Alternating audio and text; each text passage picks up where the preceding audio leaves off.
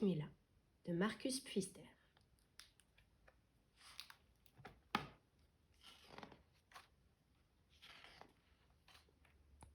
Le troupeau broutait paisiblement dans les champs, mais autour du feu, là où veillaient les bergers, ne régnait pas le calme habituel. Cette nuit-là, en effet, l'agitation était grande.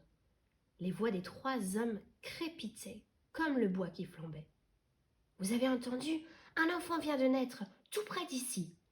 Un nouveau roi, paraît-il, un roi sans armée ni soldats, et pourtant plus puissant que tous les autres, un roi bon et miséricordieux, un roi de la joie et de la paix. »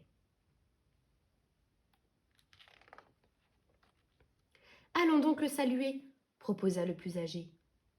Mais dans quelle direction partir ? Les bergers ignoraient l'endroit où se trouvait le nouveau roi. Ils discutaient, hésitant. « Si seulement nous pouvions regarder la terre du haut du ciel ! Les étoiles, elles, savent sûrement où est né le divin enfant. » Comme si les étoiles avaient entendu leur demande, le ciel sembla tout à coup se mettre en mouvement. Les bergers regardaient en silence, le cœur battant. Ils espéraient tant découvrir un signe qui leur montrât le chemin. Pleins de respect et d'admiration, ils suivaient des yeux l'étrange spectacle au firmament. Les étoiles se regroupaient doucement. Elles se rapprochaient de plus en plus les unes des autres et finirent par s'assembler en une seule grande étoile resplendissante. Dans le bleu sombre du ciel, sa traînée lumineuse faisait briller la nuit d'un éclat tout particulier. L'étoile nouvelle se mit ensuite à glisser vers l'horizon. En hâte, les bergers emballèrent alors leurs affaires, puis ils rassemblèrent le troupeau et suivirent l'astre mystérieux. Il les menait vers Bethléem, vers le divin enfant. Mais les bergers n'étaient pas les seuls à avoir reçu l'heureux message. Le roi du plus beau palais d'Orient avait lui aussi appris la bonne nouvelle. L'arrivée du nouveau roi de la paix le remplissait de joie. Après de longues années de guerre, son peuple et lui-même souhaitaient de tout cœur le retour au calme. C'est du grand balcon que le roi et ses serviteurs aperçurent l'étoile. Elle faisait étinceler les coupoles dorées du grand palais. « Préparez mon chameau !» ordonna le roi. « Chargez-le des cadeaux les plus précieux qui soient. Je veux aller souhaiter la bienvenue au divin enfant. L'étoile qui scintille si fort dans le ciel me guidera jusqu'à lui. »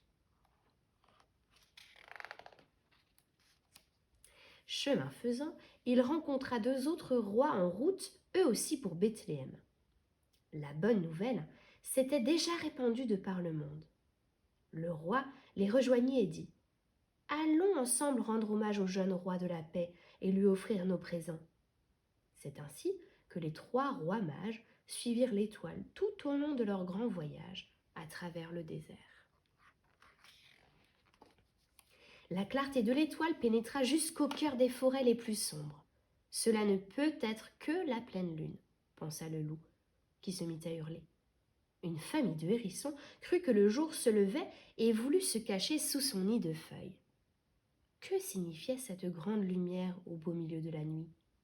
Inquiets, les animaux coururent jusqu'à la lisière de la forêt. Et là, ils découvrirent l'étoile.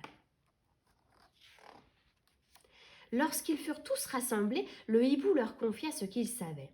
Le divin enfant venait de naître et l'étoile qui illuminait le ciel allait leur montrer le chemin vers Bethléem. Alors, la joie au cœur, les habitants de la forêt se mirent en marche.